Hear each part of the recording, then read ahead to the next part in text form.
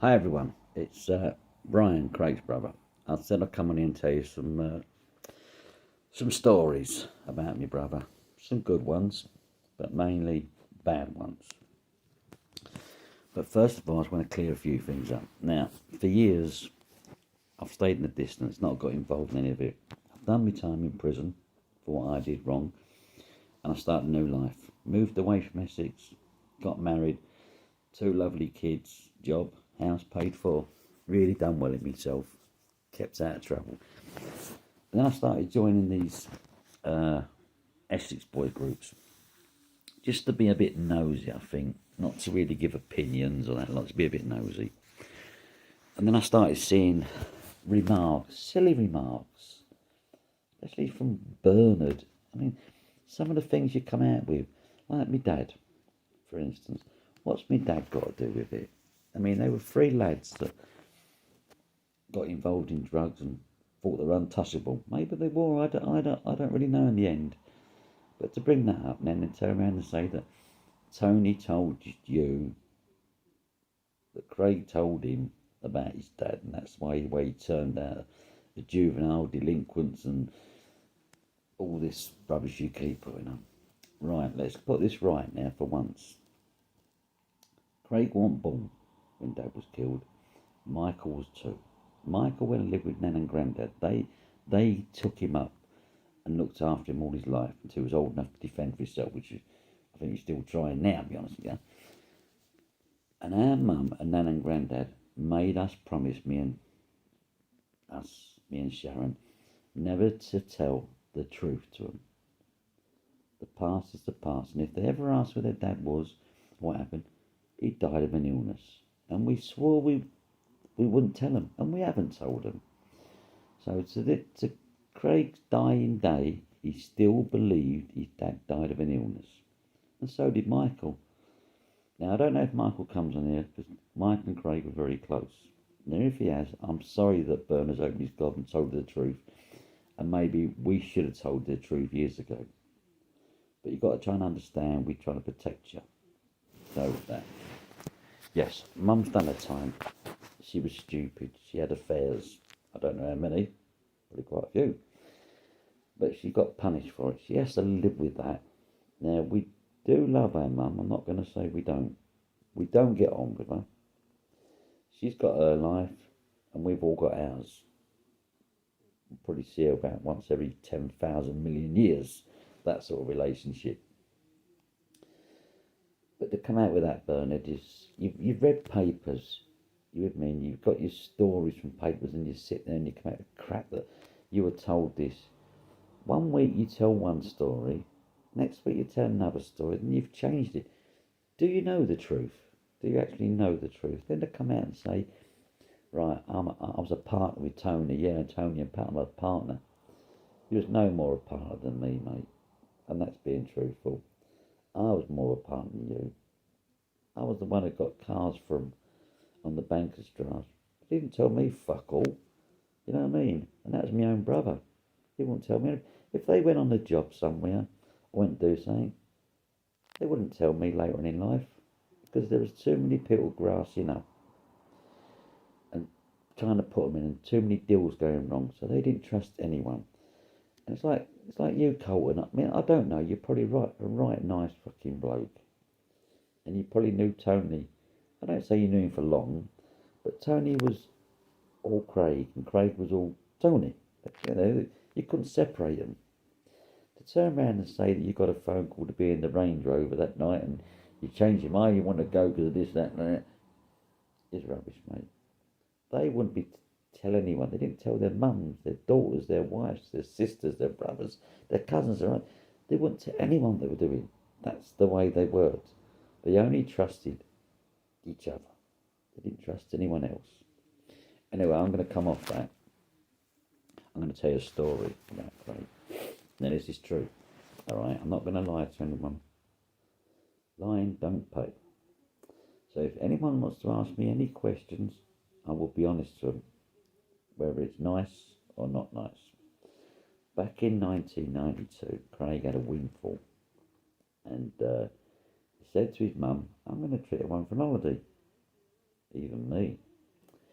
So we did. He paid for us all to go to Tenerife. Me, Donna, his daughter Georgie, our mum, and our mum's husband Paul. So we met at our mum's house, and Craig pulled up in a minibus. So we all jumped in the minibus and we chuckled off to Gatwick Airport to make our lovely week's holiday in the sun. We hadn't been away for quite a few years. So when we got to the airport, we checked the cases in. As we're walking round to go round to security side to do the passports and get into the waiting room, you with me, we can get duty free and that lot. Walk round and Craig tapped me on the shoulder. And were we? Yeah, what's up? No, come in the gents' toilets. So off we walked into the gents' toilets. I think, what's wrong with you? Something wrong? We got in there. I need you to do me a favour. Yeah, well, what's the favour? I want you to take these 20 E's through for me. You what? Yeah, look, I'll pay for the holiday. You get these through customs for me. So after a bit of ifing and butting, and I thought, well, we'll have a good time, man. Yeah. Okay, I'll do it.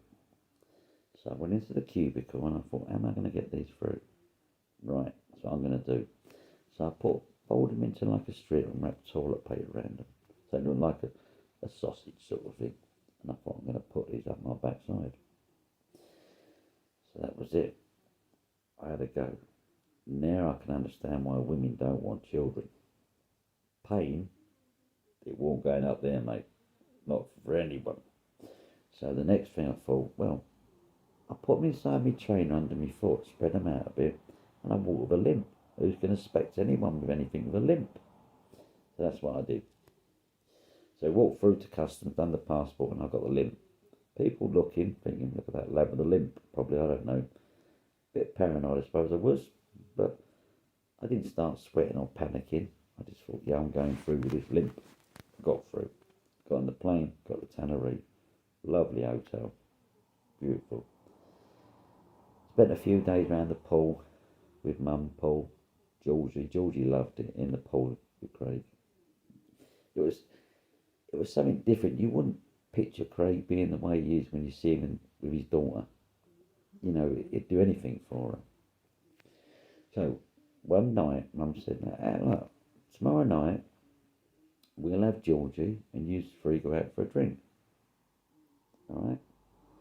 So yeah, no problem at all. So we went out down Veronica's. Craig thought he might know a few people that are on the run or live out. I don't know. He didn't know anyone. Didn't see anyone. So we had some pills, and we sold most of them, which that rate, £15-20 a pills, was good money. So we didn't stay out late because Mum and Paul were going on a trip the next day. So about 2:30, we headed back to the hotel. Wobbled down the street because we all had a few drinks too much. I think it was more or less holding Craig up than Craig holding Donna up. So when we got to the hotel, we went for reception. It was only on the second floor. Went up a flight of stairs. And we got to the second floor, just come around the corner, we could hear someone screaming. So what's going on here? So we got onto the landing, and who was screaming? Our fucking mother having a go at this bloke. And this bloke was having a go at her. And there was a big chap. It wasn't aggressive. I wouldn't say he was going to beat her up or anything, but he was swearing.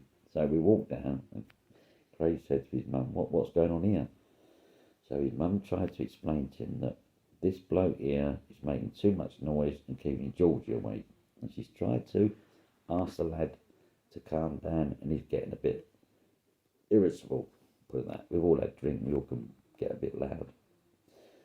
So Craig's asked him to, mate, come on, leave it. And the bloke's gone, where the fucking do are you cunt? Like that. Well, Craig and Donna walked off. What's going on here? So I've stepped in, trying to be the little go-between, you know. I wasn't as pissed as everyone else.